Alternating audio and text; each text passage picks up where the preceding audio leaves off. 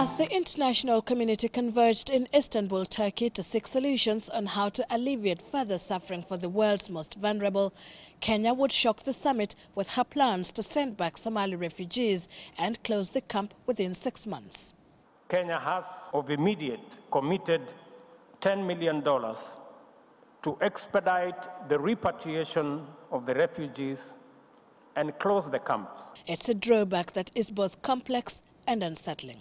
The United Nations Secretary-General convened a bilateral meeting with Kenya's Deputy President William Ruto, pleading for a review of the decision. He said, and I quote, "We understand the situation Kenya is in.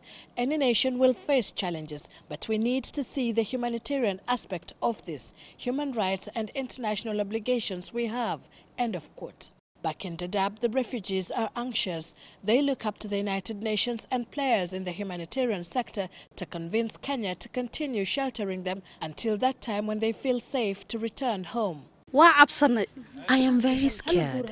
I am very proud to go in Somalia. It's my country. But there in Somalia, there is no security, you know. But Kenya now says in the face of the terror threat, her citizens come first. The Dadaab refugee complex has lost its humanitarian character. Indeed, it has become a center for recruitment, radicalization, training, and planning for terrorist attacks by the Al-Shabaab and their agents.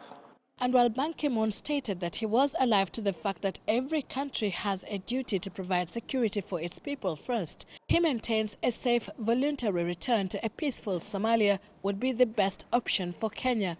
But Kenya maintained her decision was final and was in fact hoping that the nations gathered here would not only help Somalia to retrace her steps back to stability, but also offer to take in some of Dadaab's refugees in the meantime. While we talk, Mr. Chairman, of no one being left behind, the case for Somalia, where we have witnessed pledges being made, very little being delivered or none at all, Somalia is at the risk not only of being left behind, but of being forgotten altogether.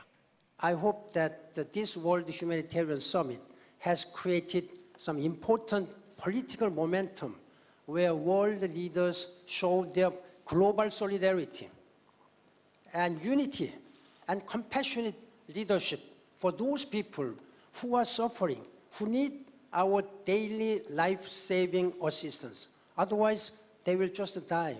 The United Nations pleaded with Kenya to consider the plight of the refugees and the environment they were returning to. But the government insists that the refugees are in fact making the environment in Kenya hostile.